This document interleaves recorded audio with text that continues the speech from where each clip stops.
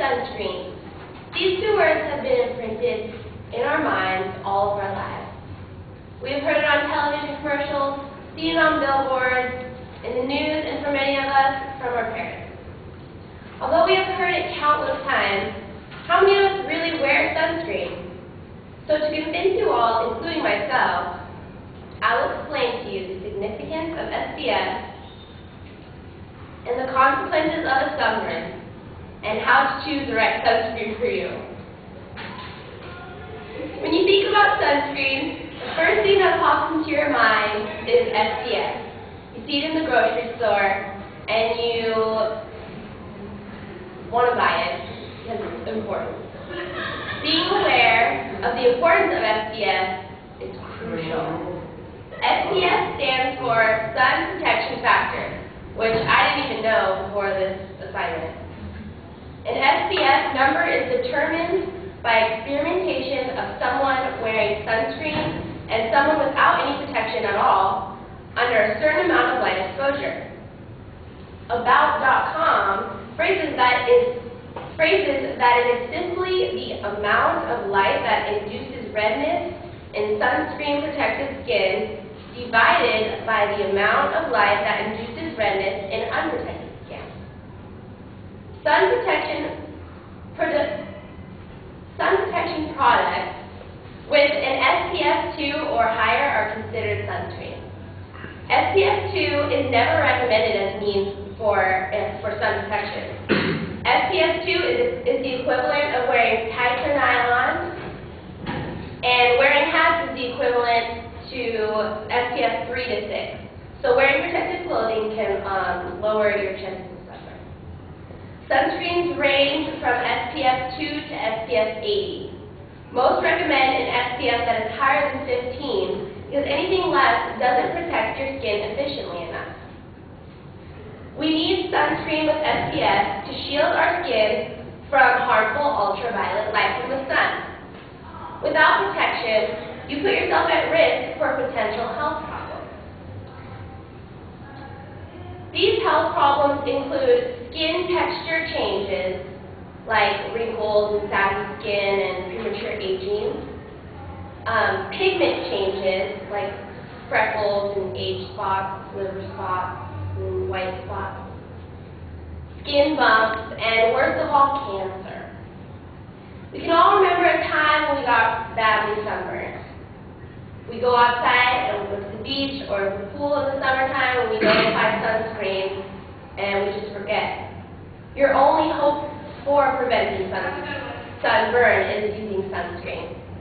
There is no such thing as a healthy tan unless you are using a sunless tanning product. I will tell you why you should never get sunburned and the consequences you may have for a day in the sun without any protection. There are two kinds of sunburns that people get. First-degree sunburns, which is like your typical red skin, pink cheeks, peeling, all that stuff. And second-degree sunburns, like getting a rash or blistering somewhere on your body. But a blistering sunburn, especially during childhood, doubles the risk of developing malignant melanoma, the most serious type of skin cancer. Like I mentioned previously, overexposure to the sun may cause cancer down the line. There are three types of cancer: basal cell cancer, squamous cell cancer, and melanoma, like I said earlier. If basal or squamous cell cancer is detected early, it can be cured, for the most part. Basal cell skin cancer most commonly occurs on the face and neck, arms or legs, and is usually a flesh-colored bump. This is the least serious of all the skin cancers because it isn't likely that it will spread to other areas of the body. Squamous cell skin cancer appears on the neck, head, and sometimes the rim of your ear and your lip, and is not life-threatening either, but more likely to have to be removed surgically. Melanoma is the least common but the most serious type of cancer caused by the sun. If melanoma is not caught early, the the result can be death. And melanoma is the cause for 73% of deaths in skin cancer deaths. Melanoma is usually found on the legs of women and the backs of men. You are more likely to get skin cancer, if you have fair skin or if you have a lot of moles on like your back or your neck. But taking initiative toward wearing sunscreen is important to avoid these types of problems. So I will help you become more aware of what kinds of products to look for when finding the sunscreen suited best for your skin type. So what sunscreen is right for you? Like previously stated, there is a wide range of sunscreens to choose from. Products are available in gels, lotions, creams, ointments, and my favorite and the easiest application, a spray sunscreen. Now I'll demonstrate how to put on sunscreen on Steven. I'm just kidding, Steven, sit down. Depending on the color of your skin determines what level of SPF you should choose. If you have fair skin, you will need a higher level of SPF. I'm sure we all know this already. Like SPF 30 or 45, 60. If you have naturally tan colored skin, you should use an SPF 15 or 20 might work fine. And if you have dark skin, it is safe to use an SPF 15.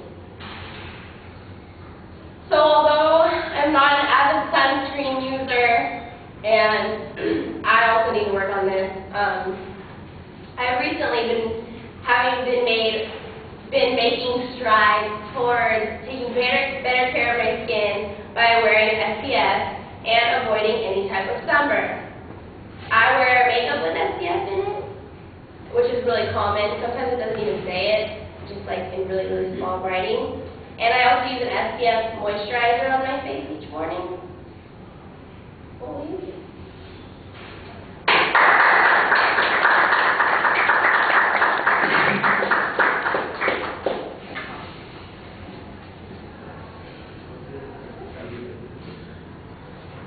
I think that was like 6 years.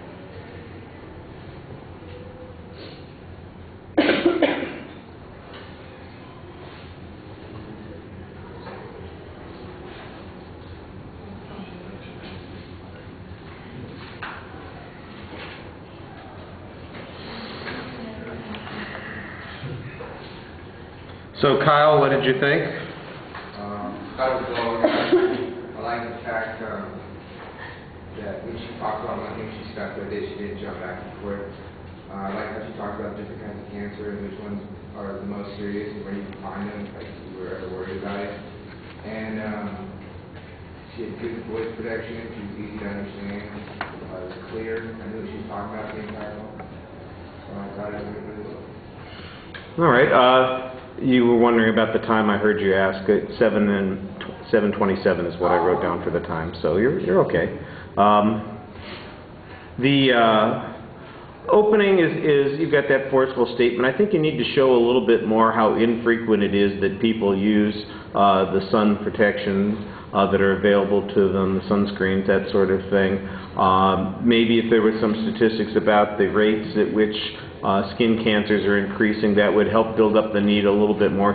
You described the basic needs, and I thought when you talked about the different kinds of cancers, that was fine. It's all good information. It could motivate a little bit more if there was some emotional involvement or visualization, some examples, for instance, something that pulls us in and hooks us. As it is, it's just kind of descriptive, and it's satisfactory, but it's not compelling or convincing. The presentation, I think, is pretty solid, although a few places the pacing when you're doing your reading sounds a little mechanical, and that came across as awkward. Your audience contact is satisfactory. Given the amount of notes that you're using, I think you did okay. Your posture is good. Sometimes there's a little bit of this odd hip action that's going on, so you want to watch that. Try and be a little bit more forceful in your demeanor. All right, thank you.